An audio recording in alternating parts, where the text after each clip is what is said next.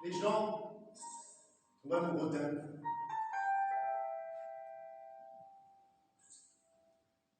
Dans les 5 premières secondes. 1, 2, 3, 4, 5, boum! 5 secondes. Tu as déjà eu ce boum?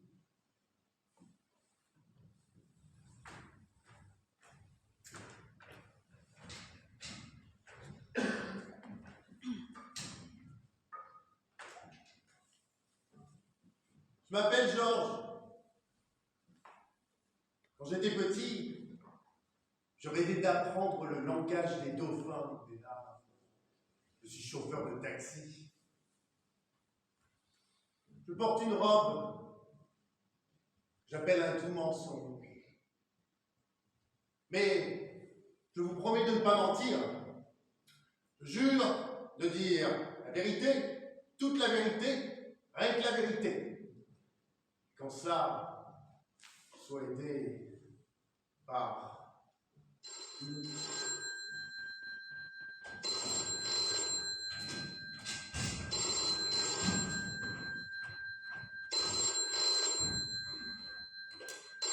Allô? Oui. Écoute ma chérie, je suis occupé là. On en reparle plus tard. Bisous.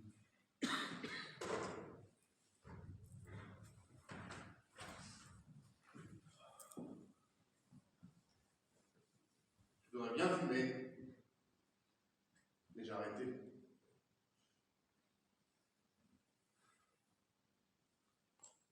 Je suis fatigué de mener une double vie, de m'embourber, de m'embrouiller, et d'avoir peur que ce mensonge soit révélé.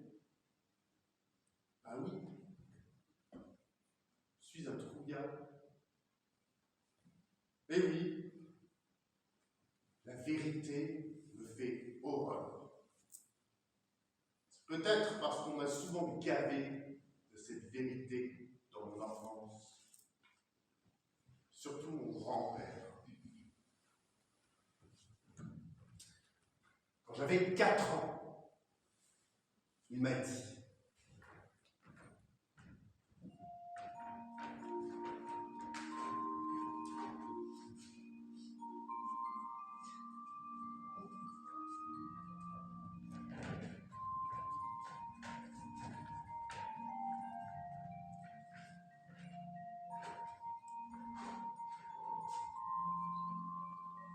Georges!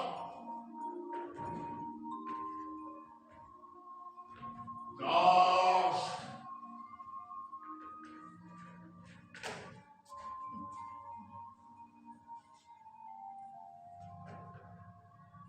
Georges!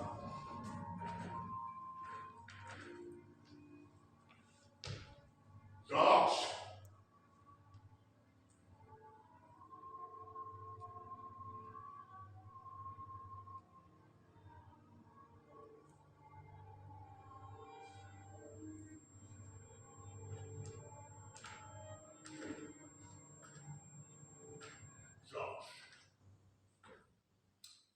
le Père Noël n'existe pas. Quel que soit ton vœu à minuit, demain matin, ce sera quand même un pull sous le sapin. La triste vérité. Le 24 décembre au soir, quand la pendule a affiché minuit tapant, j'ai fait le vœu d'avoir un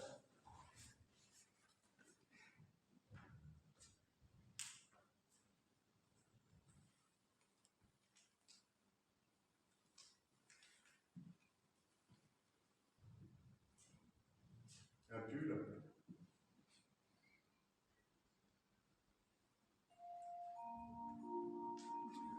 Quand j'avais 8 ans, mon grand-père a déclaré: mais il ne s'est pas enfui, ton petit chien est dehors. Il est mort d'insuffisance rénale. Je l'ai enterré derrière la clôture. Puis mon grand-père m'a montré le monticule de terre.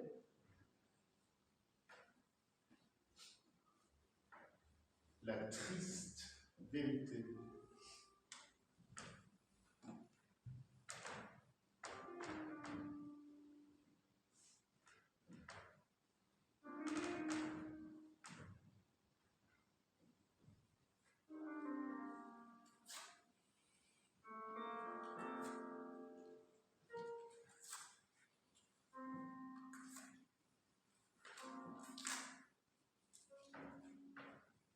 Je l'ai décoré de fleurs.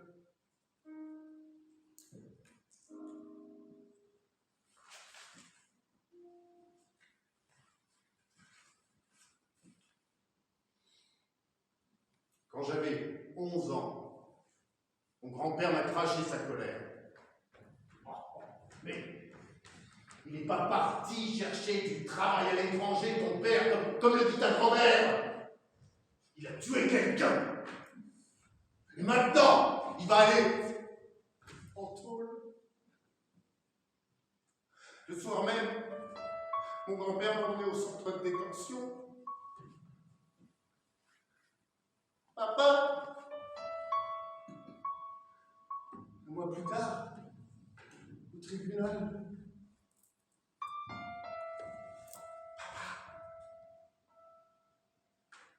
Un mois plus tard,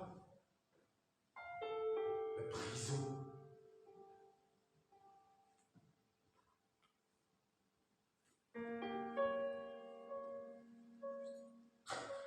La triste vérité.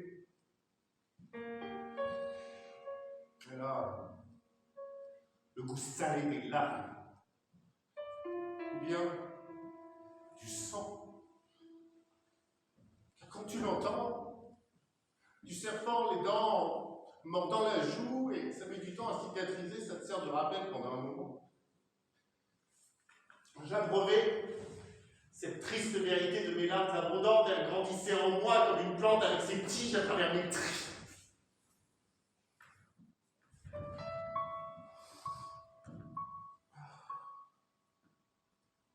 Ma grand-mère me consolait en caressant les cheveux. Elle disait qu'une triste vérité valait mieux que les illusions d'un doux mensonge. À l'époque, j'envoyais cette vérité au diable. Je préférais mentir. Mentir inlassablement et sans concession. Tu as fait tes devoirs? Bien sûr. Tu t'es lavé les mains? Évidemment. Tu m'aimes?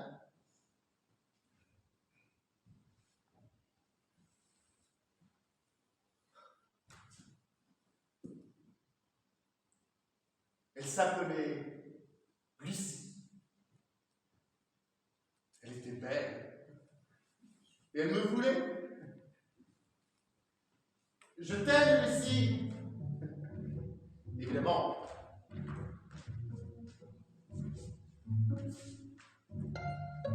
Je ne l'aimais pas. Mais j'avais 18 ans.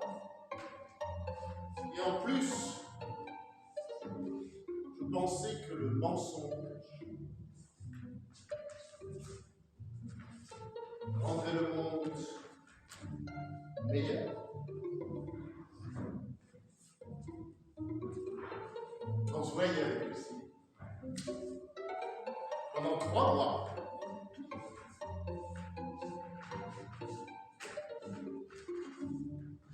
Seulement chez elle. Seulement pendant la journée. Jusqu'au jour où elles me disent « Une cigogne arrivera bientôt chez nous. » Bon. Pourquoi arrivera-t-elle, hein? On me pourrir ma vie.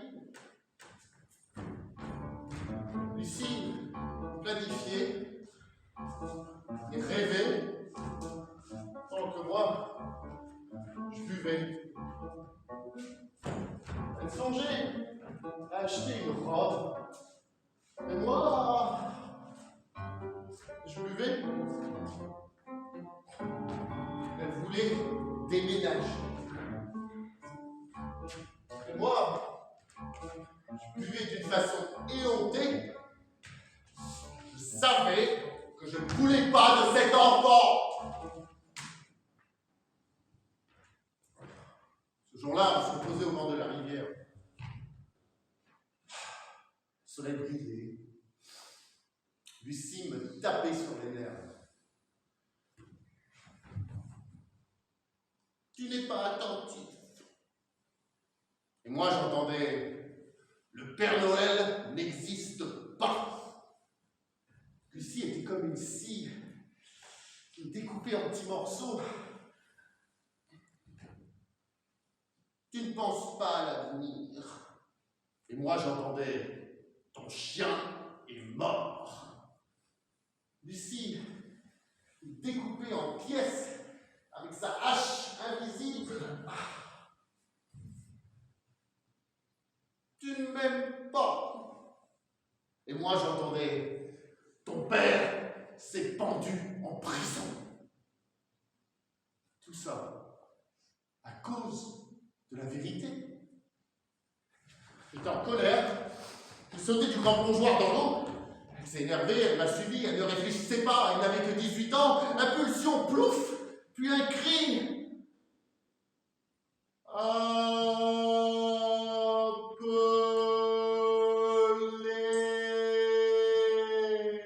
Les pompiers. Moi, j'ai entendu. Prépare-toi à devenir papa.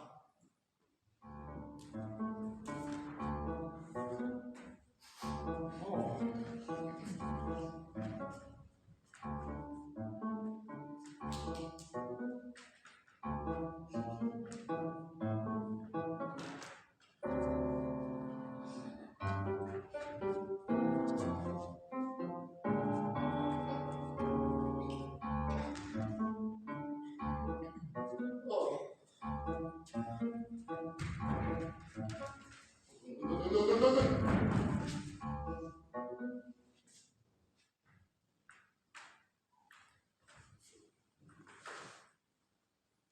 8 heures plus tard, je suis devenu papa d'une petite fille prématurée, les 3 mois avant terme.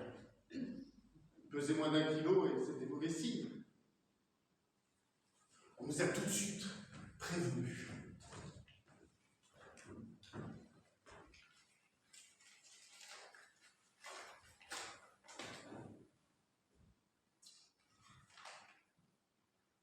Les organes peuvent être sous-développés.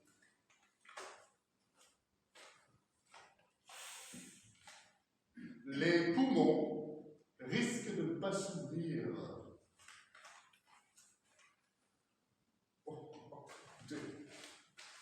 Laissez-la, elle peut être handicapée mentale.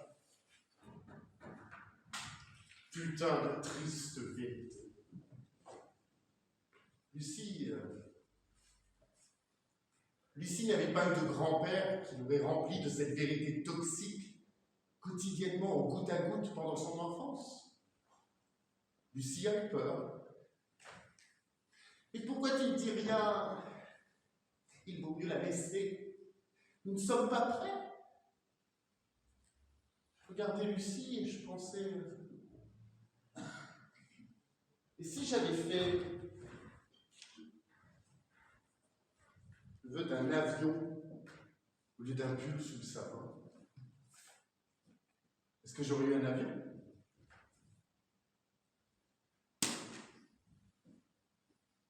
Et si mon grand-père était un putain de vieux salopard? Le soleil brillait. Lucie me tapait sur les nerfs. Je gardais le silence. Tu n'es même pas capable là, de prendre soin de toi. C'est vrai. La triste vérité.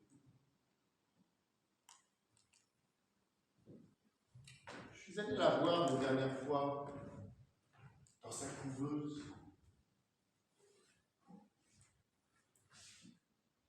Cette petite créature dans sa couveuse.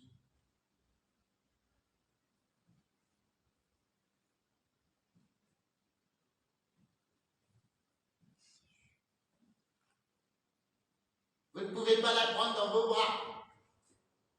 Je m'en suis réjoui.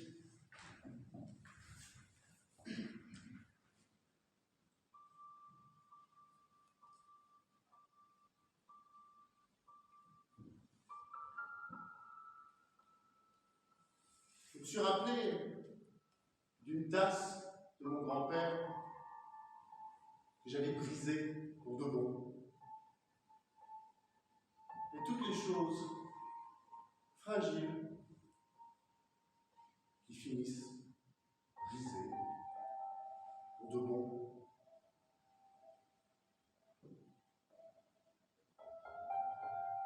Vous ne voulez pas qu'elle finisse ainsi? Brisée, comme la tasse de mon grand-père?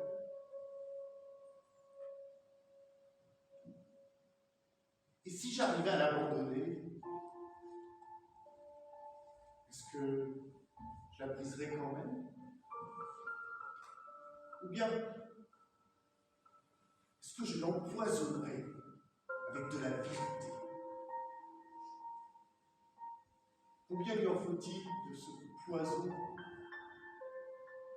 Elle ne pèse même pas 1 kilo. Je me suis souvenu de ses poumons, du fait qu'elle pourrait être handicapée.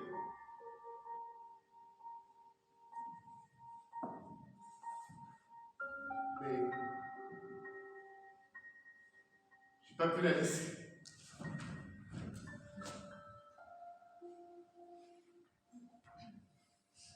Je l'ai appelée Victoria.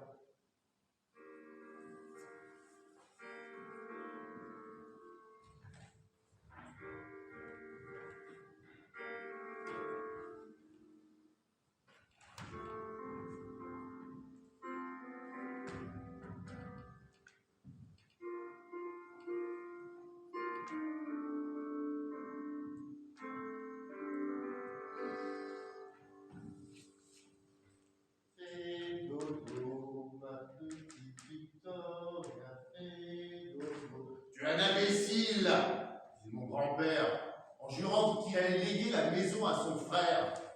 Moi, je rétorquais. Oui, je sais, c'est ce que j'ai commandé pour Noël. Ça hérissait mon grand-père qui se mettait de plus en plus en colère et fous le camp de la maison. Moi, je lui répondais, oui, je sais, c'est aussi ce que je veux comme cadeau de Noël. Mon père est devenu tout rouge, il a levé sa canne vers moi. C'est avéré que mon grand-père avait un cœur. C'est avéré que son cœur ne marchait pas très bien. Il ne savait pas comment réparer son cœur instable et les pompiers sont arrivés trop tard.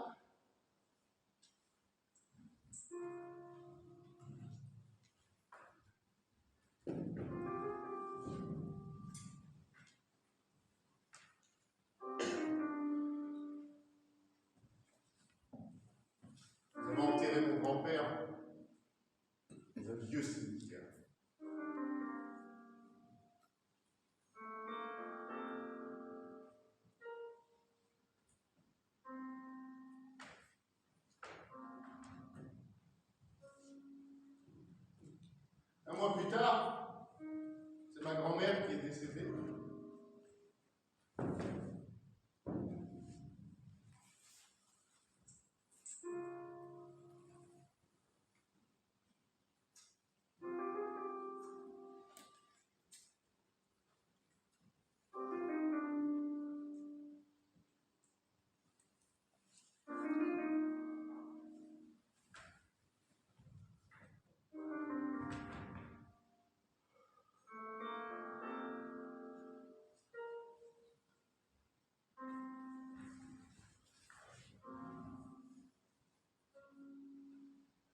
Et maintenant, il n'y avait plus personne pour me consoler en me caressant les cheveux.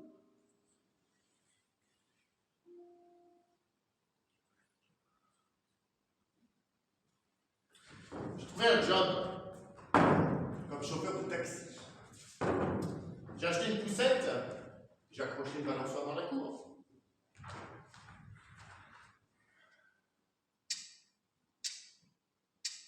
Le soleil brillait, Lucie me tapait sur les nerfs, Victoria grandissait.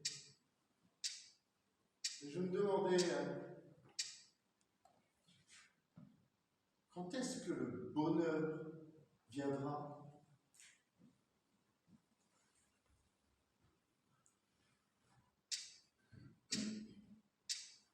Nous étions un cours d'argent. Victoria souriait. Lucie ne disait rien.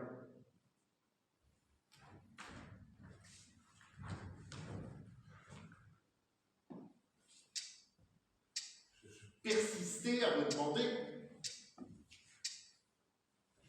est-ce que c'est ça, le bonheur?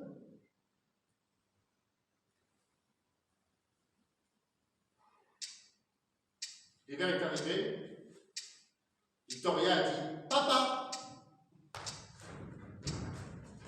Elle a dit « Papa !» Papa! Elle a dit papa! Elle a dit papa! Elle a dit papa!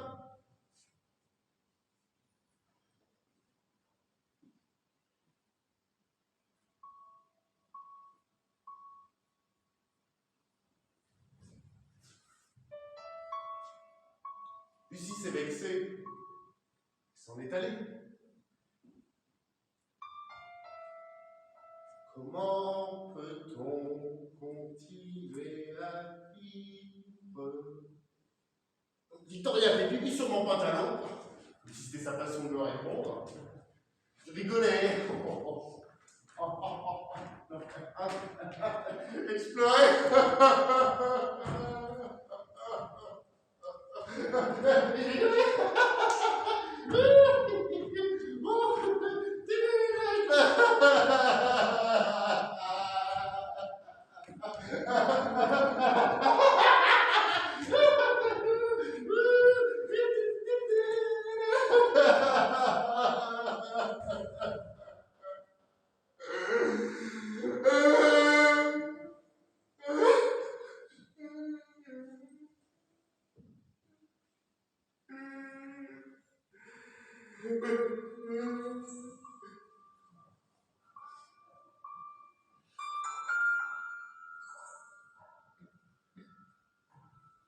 C'est ainsi que notre vie à deux a commencé.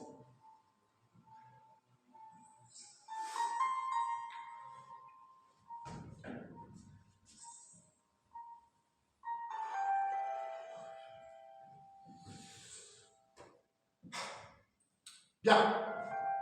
Donc, je suis un père solitaire, transporte des passagers solitaires, avec sa petite Victoria, son siège bébé, à côté d'eux.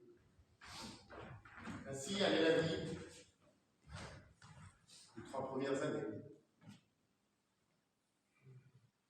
Victoria ressentait de la joie à découvrir le monde, et moi de l'épuisement et de l'apathie sans aucune vie personnelle. Et puis, c'est une école maternelle. Elle faisait des dessins, des hérissons en pommes de pin, l'automne, l'hiver, le printemps. Et pour moi, c'était taxi, maison, taxi, maison, taxi, maison, taxi, maison, taxi, maison.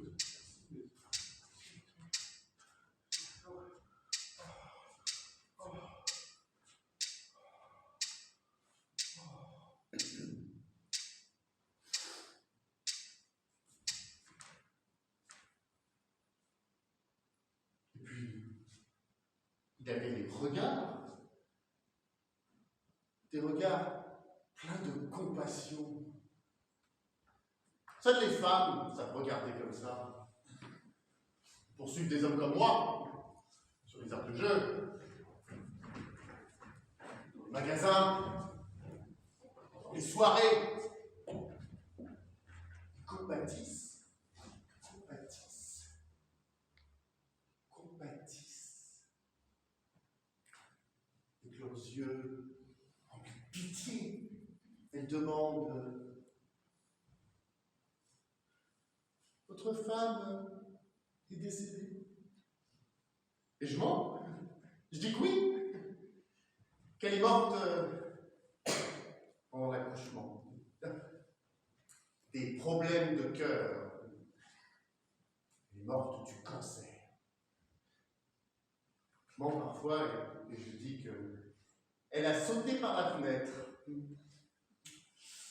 Des problèmes d'alcool. Alors, elle tressaille et propose de l'aide. Voulez-vous que je cuisine pour vous? Puis-je vous donner les vieux vêtements de ma fille? Voulez-vous qu'on fasse l'amour?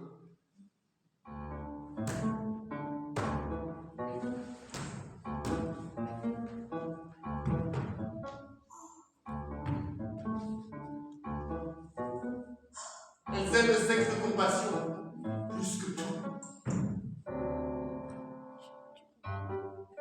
Et c'est une sorte de piège qu'elles pensent que le père solitaire ne peut pas dire non. Il n'en a pas le droit.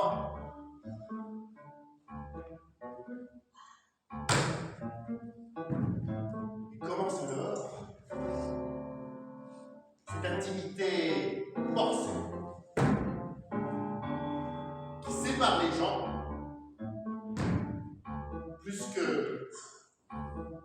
n'importe quelle guerre.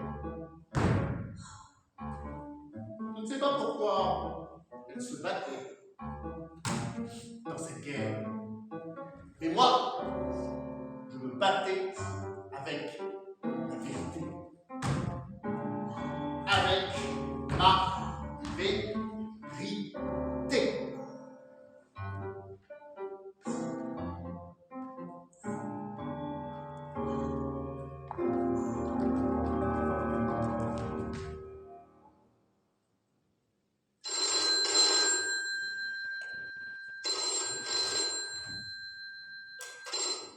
Allô? Amir, oui. Écoute.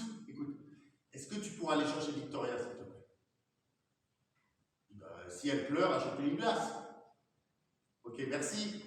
À plus. Une glace sucrée au lieu d'une vérité amère.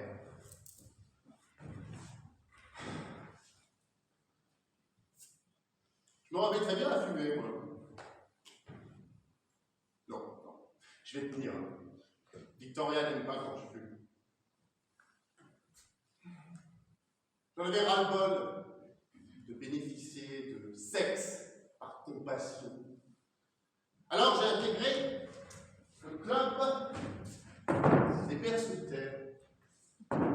Là où je n'aurais plus besoin de mentir. C'est là que j'ai rencontré Amir, père de jumeaux, dont la femme est morte d'une overdose. Je pensais que c'était ça la vraie vie. Celle qui nous abritait, moi, ma fille, Amir avec Noam et Yasmina, et tout autour ce monde des menteurs avec ces femmes qui s'offrent à toi par compassion.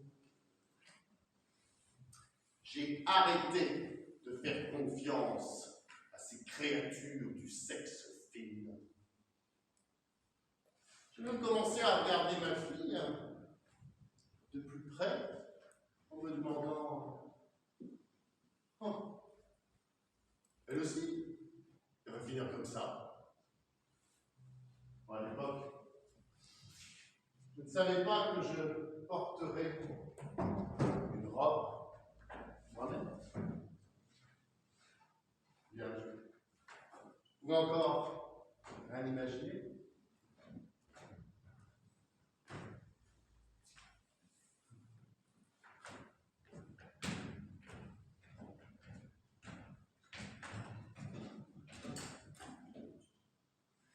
Tout s'est passé le 23 août.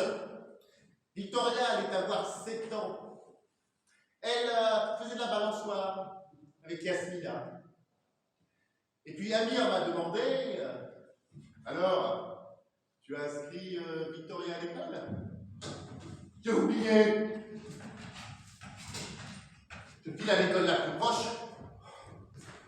J'explique à la directrice pathétiquement, je suis un père seul. Elle compatit, le regard embué, une larme au coin de l'œil. Je fais un pas dans le couloir pour éviter de me laisser emporter par ces vagues de compassion. Puis elle me dit, dans un soupir, « Oh, oh. » Allez dans le bureau numéro 12. Vous y trouverez la future institutrice de votre fille. Oh. Je vais vers le bureau indiqué. Dans ma tête, j'ai déjà préparé ma rengaine. Ça va nous abandonner, je l'élève seul. Je suis fatigué. Mais je ne me suis pas préparé à tomber amoureux.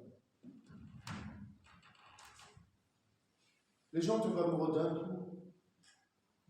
1, 2, 3, 4, 5. Boum!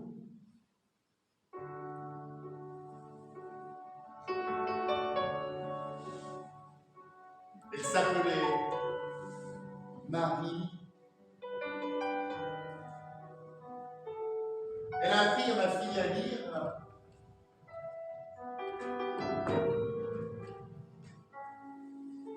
Et à moi.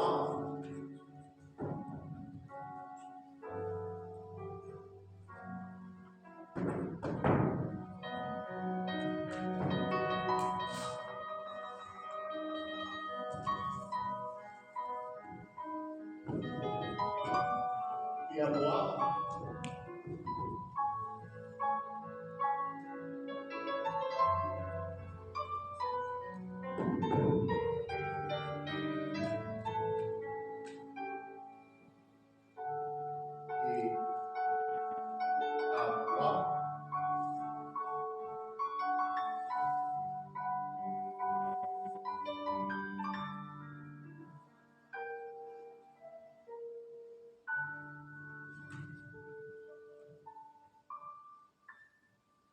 À faire confiance. C'était ce dont je rêvais déjà dans mon enfance, bien avant la maladie de ma mère.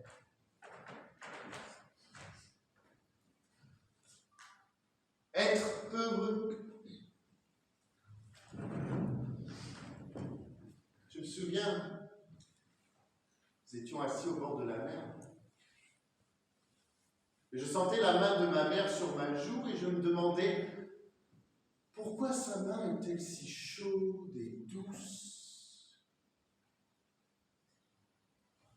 Cet automne-là, j'étais au paradis.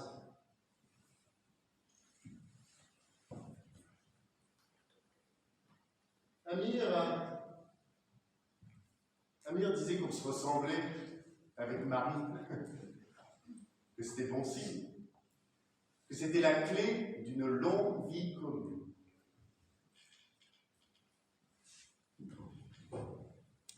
soleil brillait.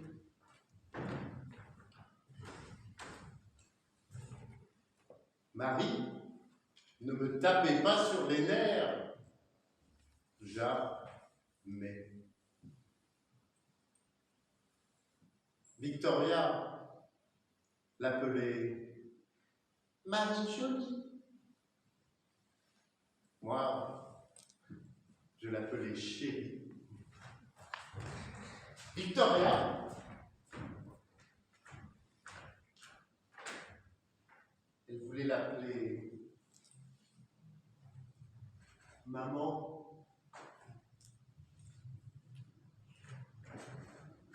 Et moi, je voulais l'appeler ma femme. Et elle voulait partir en voyage. Je vais partir avec mes copines. Me changer les idées. À quoi bon ce voyage? C'est à 500 kilomètres. Elle m'a souri. J'ai besoin de nouvelles impressions. Je ne pouvais pas résister à son sourire. Elle craquait pour mes baisers. Et Victoria craquait pour notre famille. Nous étions une famille.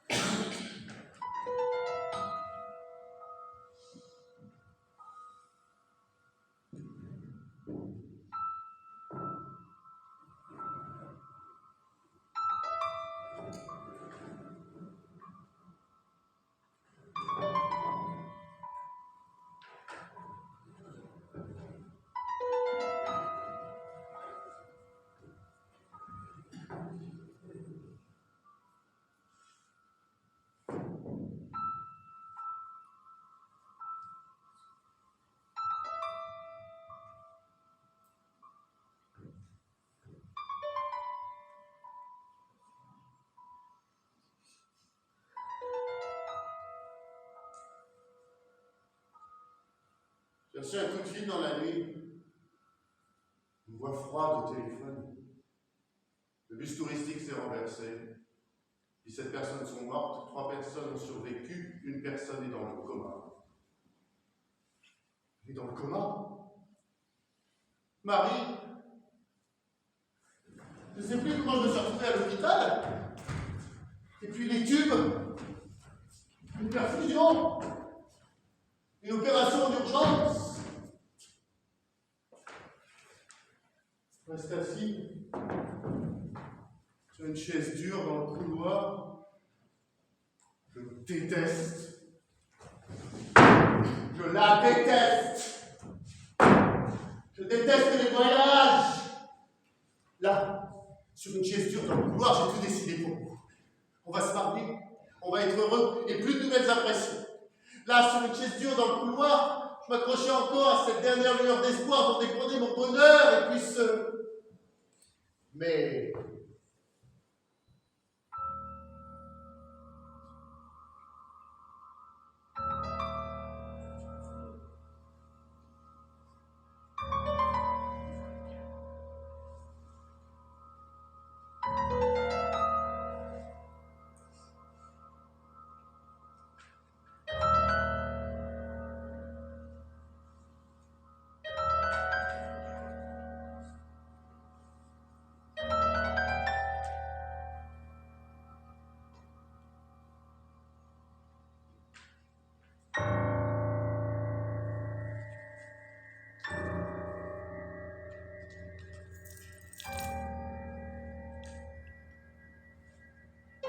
Le chirurgien est sorti de la salle d'opération. Nous avons fait tout notre possible, mais... Et hop,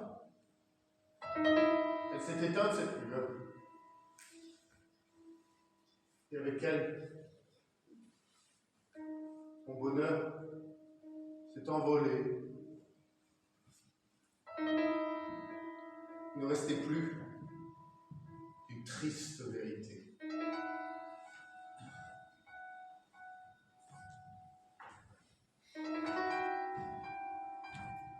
Connaissez-vous pas des punching balls dans les couloirs d'hôpitaux?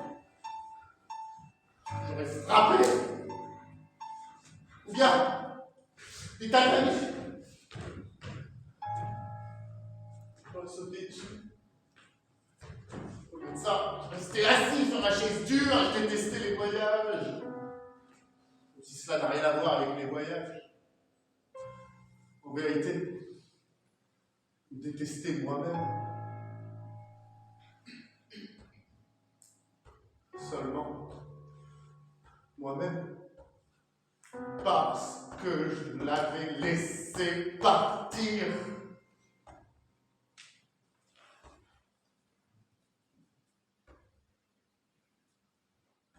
Rentrez chez vous, vous devez vous reposer. Je ne pense pas que l'infirmière s'inquiétait pour mon état de santé. Je pense qu'elle en avait juste marre de me voir assis sur la chaise dure, incapable de dire quoi que ce soit. Je suis parti. Victoria m'attendait.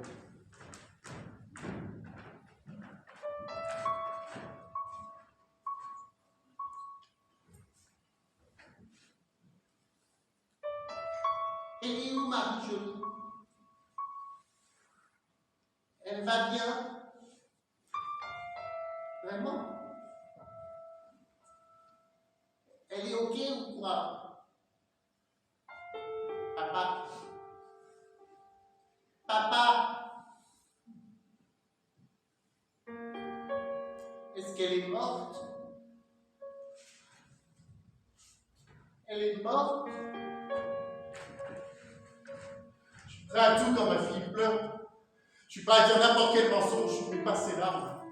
Mais pas ces larmes que le diable les emporte, ces larmes amères qui traînent par les tripes.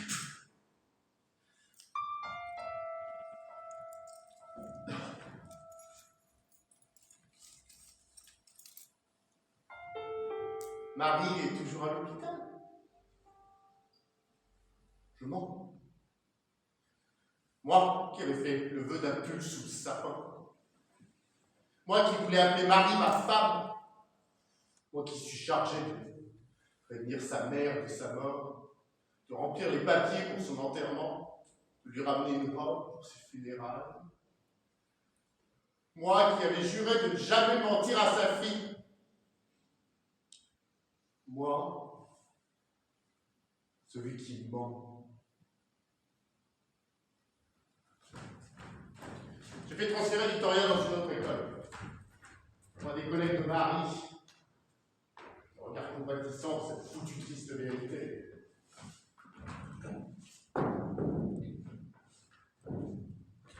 Oui, Marie est toujours à l'hôpital, dans le coma. Ah ben, ma petite, ce mensonge, tu le trouves comment?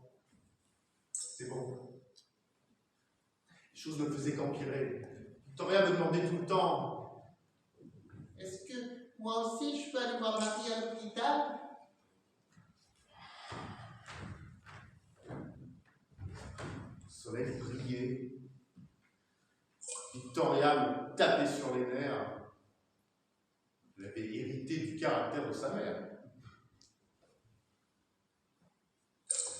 J'essayais de la convaincre de ne pas venir à l'hôpital, mais elle ne lâchait rien. Marie est morte. Qui te dit ça? Une dame qui est venue faire la soupe à l'école. Voilà à quoi ressemble la compassion en vérité. Mais bon, Marie n'est pas morte, je dis tout haut. Je sais pas pourquoi je dis ça. Pourquoi est-ce que je mens tout le temps? Marie n'est pas morte, tu vas le voir toi-même. Voilà. Demain, on ira à l'hôpital ensemble. Tu la verras toi-même. D'accord? Maintenant, on va chez Amir, tu vas pouvoir jouer avec Yasmina.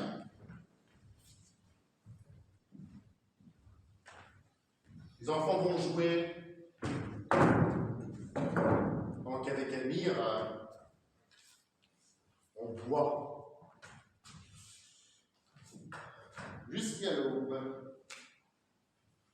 Parce que il n'y a plus rien à faire.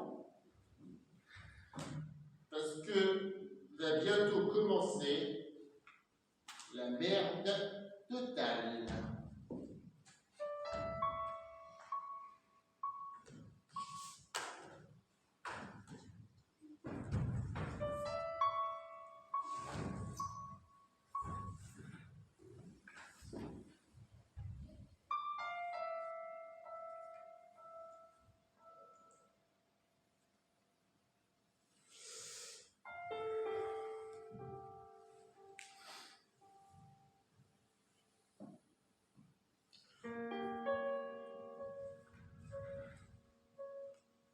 Le lendemain matin, il faisait froid.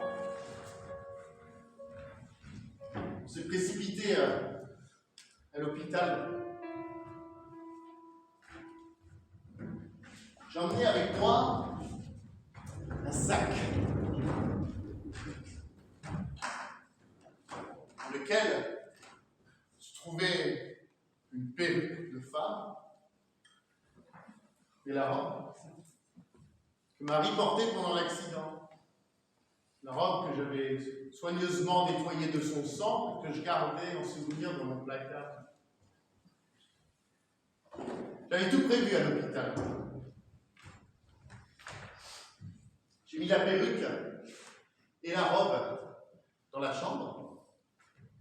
L'infirmière m'a branché au respirateur artificiel. Et puis, elle a collé les tubes avec des gros pansements pour bien couvrir mon visage. Et elle a mis la perfusion de sérum physiologique dans ma veine. Puis, elle a fait rentrer Victoria.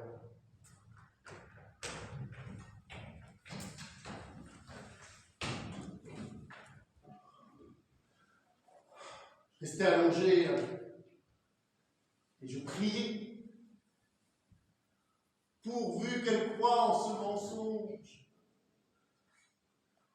C'est pas pour rien qu'avec Amir, on buvait jusqu'à 6h du matin. C'est pas pour rien qu'à 6h du matin, je me suis souvenu qu'il disait « Vous vous ressemblez avec Marie. » C'est bon signe, ça va durer. L'infirmière a laissé Victoria avec moi pendant 5 minutes. 1. Je sens les larmes douces et chaudes de ma fille sur ma joue. 2. Je sens le poids de son amour. 3. Je ne peux pas lui retirer cet amour. 4. Je suis obligé de mentir. 5. Je mens.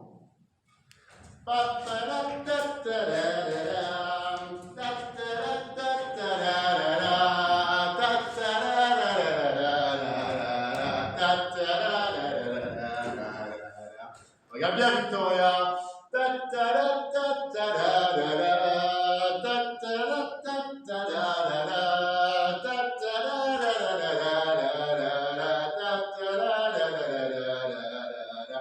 Wow! Oh!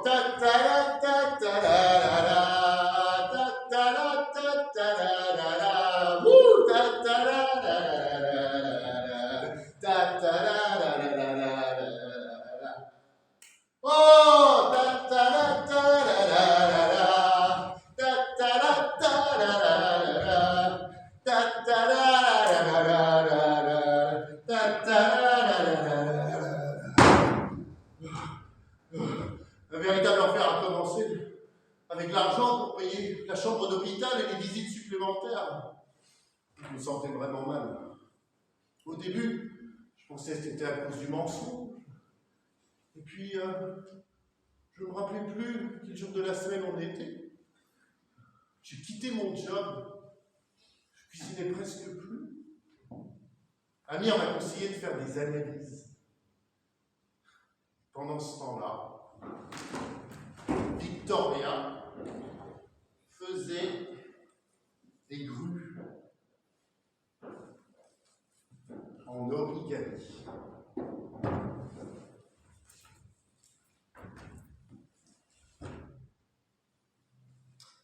Pourquoi as-tu besoin d'autant de grues? Je ferai 10 000 grues et Marie-Jolie gagnera.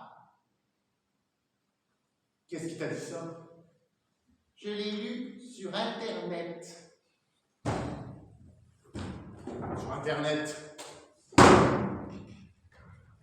Vous allez chez Amir. Au début, je buvais sans rien dire. Tout d'un coup, j'ai crié: non mais sur Internet, mais que t'écrive-t-il? Donne-moi ce menteur, hein, qui fait arracher les bras.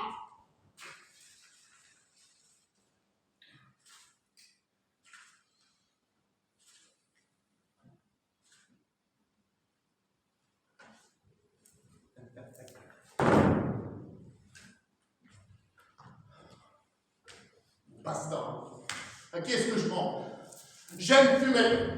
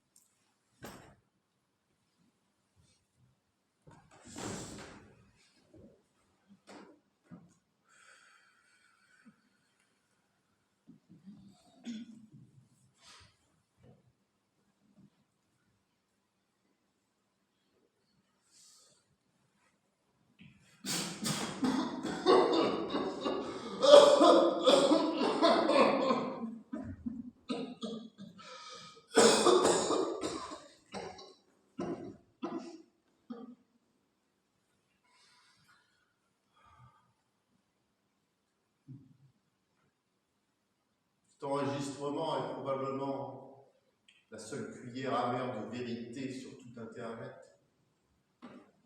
Ce tonneau de merde et de miel. D'ailleurs, le miel, c'est du nectar de fleurs, qui est mangé puis vomi par les abeilles. Encore une chose à laquelle il ne faut pas penser quand tu manges ta tartine au miel. Non, je ne pense pas que quelqu'un regardera cet enregistrement jusqu'à la fin. L'histoire de Marie ne s'arrête pas là. Le problème est en moi. Je me sens de plus en plus mal, physiquement. J'ai dit que j'ai fait des analyses. Vous avez vu mon avion? Il est où mon avion?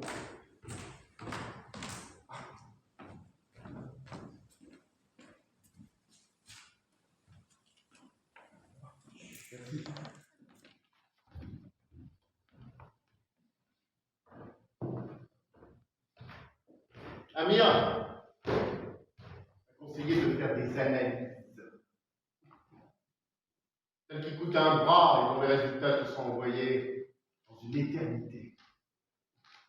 Et si les résultats sont positifs, tu pleures de chagrin. Si les résultats sont négatifs, youpi, tu pleures de bonheur.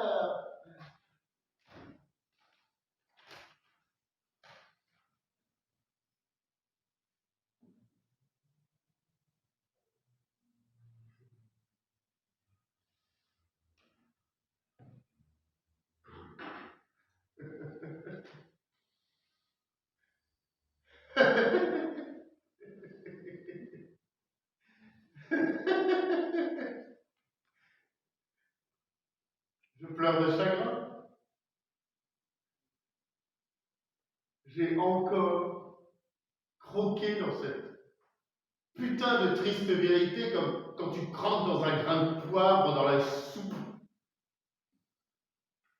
Sauf que cette fois, j'ai croqué dans un putain de grain de tumeur.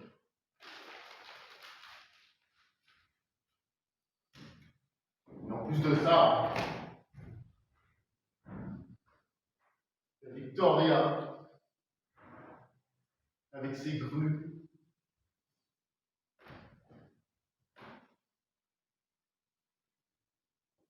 elle en a déjà fait 9657.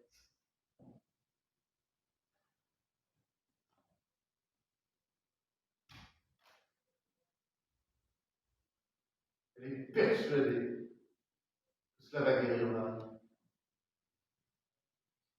Je ne sais pas ce que je dois faire avec tout ça. Je ne peux pas ressusciter une défunte, encore moins me guérir moi-même. Peut-être que le traitement qui fait tomber les cheveux et qui rend les dents pourries m'aidera. Je dis peut-être que ça va me guérir. Personne ne garantit rien. Mais il y a une chance. Si le traitement ne marche pas, je serai mort dans un an.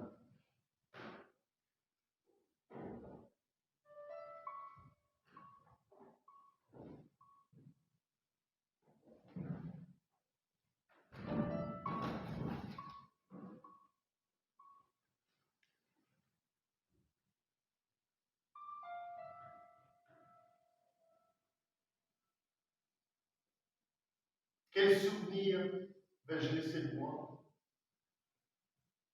Pas un grand choix. Papa, mort pour Pâques.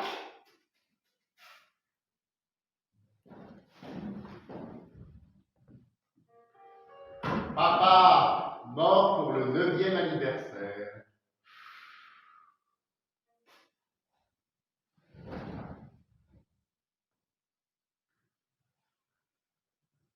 Ou bien, si je ne meurs pas au printemps, ma fille aura un papa mort pour Noël. Joli papa Noël, quand tu descendras du ciel avec des jouets parmi, non, avec des tumeurs par milliers, n'oublie pas mon petit, non, n'oublie pas qu'il faut me tuer.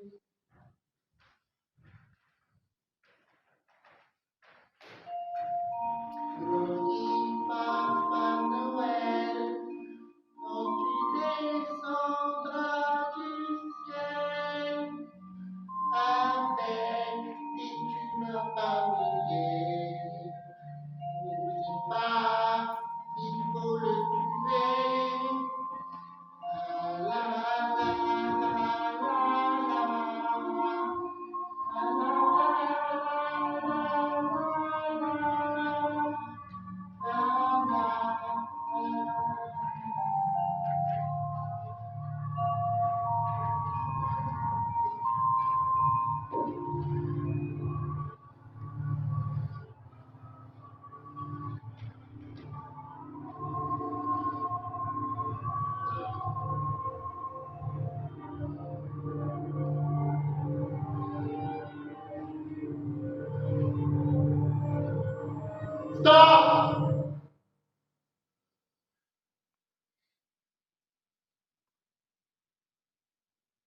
Que dois-je faire? Demander à Victoria qu'elle me donne ces putains de grues à moi? Ou bien tout lui avouer? Enfin lui dire la vérité? Et écrire ça sur WhatsApp entre les smileys et les cœurs? Pourquoi pas rajouter que le Père Noël n'existe pas, puisque briser les illusions semble être un devoir de père?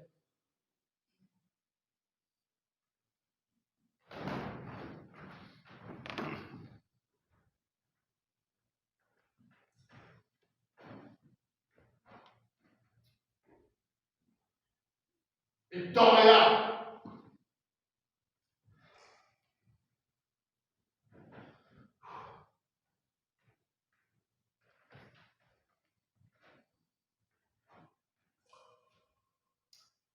Victoria! Marie et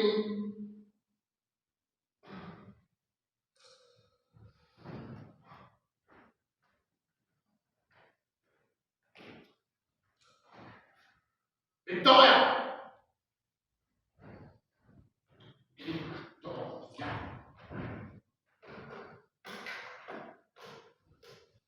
Victoria!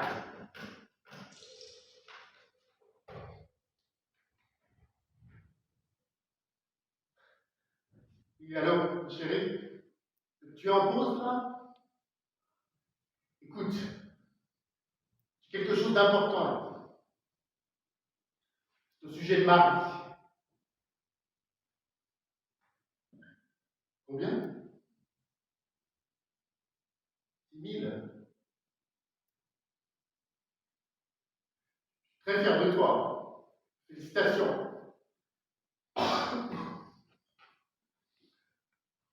Non, non, je t'appelais juste comme ça. Ah oui, vraiment, oui. Allez, à ce soir. Je t'aime aussi.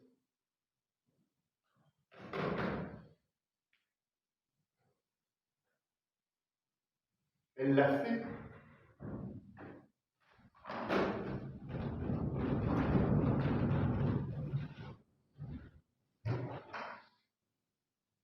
Dix mille.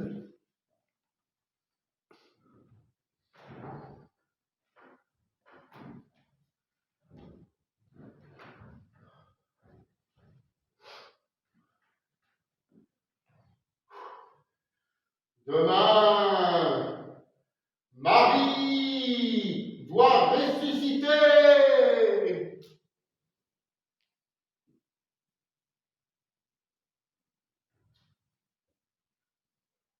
et combattre le coma.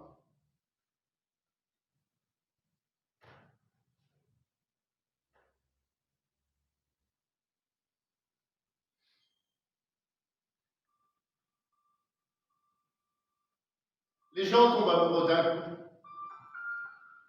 dans les 5 premières secondes. 1, 2, 3, 4, 5. Boum! 5 secondes. Tu as déjà eu ce boum.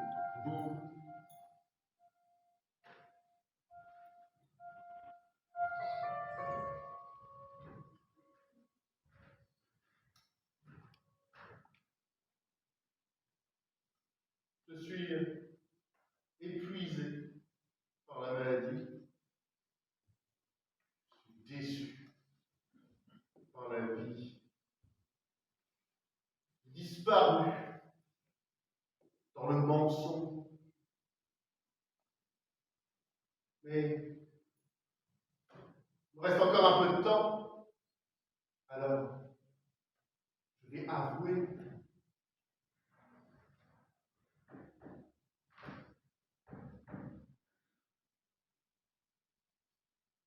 J'étais si peu aimé, à peine aimé. Jusqu'à mes 3 ans, c'était par ma mère.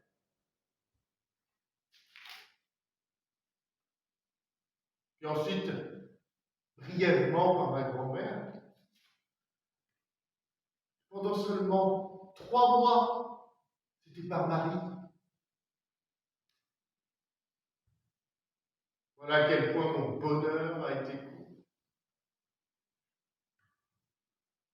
Et tout ce à quoi j'aspire, c'est 5 secondes et puis,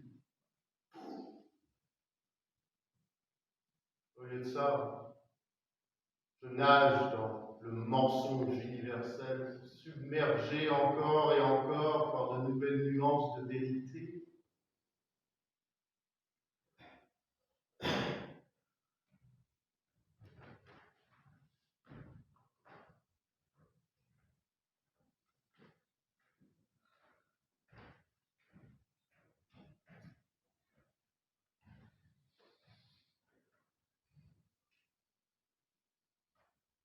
Je m'appelle Georges. Quand j'étais petit, je voulais apprendre le langage des dauphins, mais là, je suis chauffeur de taxi.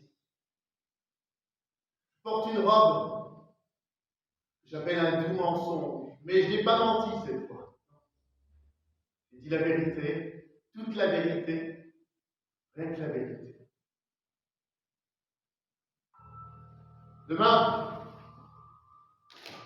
j'aurai ma propre apocalypse. Demain,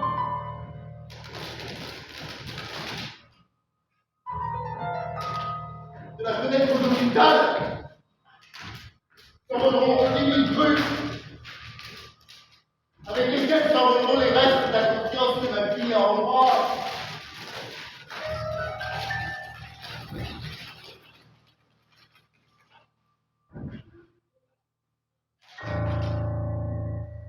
Car je ne suis pas Jésus, je ne peux pas ressusciter un être humain. Comment me guérir moi-même sans parler des autres? Tout ce que je sais faire, c'est mentir. Il me reste un peu de temps et j'ai décidé que je ne veux plus mentir. Mais je ne veux pas non plus de cette foutue triste vérité. Personne n'a besoin de cette foutue triste vérité. Car il y a une seule chose dont on a tous besoin. C'est un véritable, sincère et foutu amour.